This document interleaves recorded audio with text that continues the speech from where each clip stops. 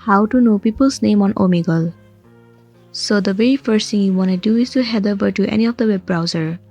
Let me head over to Google Chrome. In the search bar, you need to search for omegle.com. You need to head over to the second site. Well, it will land you on the official page of Omegle. Scroll down and here you can start the chat or the video. You can select whichever that you want to. So let me tap on start a chat. You need to click on both of these checkbox and then click on confirm and continue.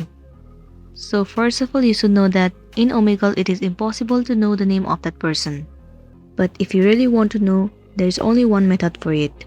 All you want to do is ask for the name of the person that you are talking to. There is no any direct option where you can know the name of the people on Omegle. So that's it, and this was a tutorial video on how to know the name of the people on Omegle. I really hope this video is gonna be helpful for you. Thank you for watching it till the end.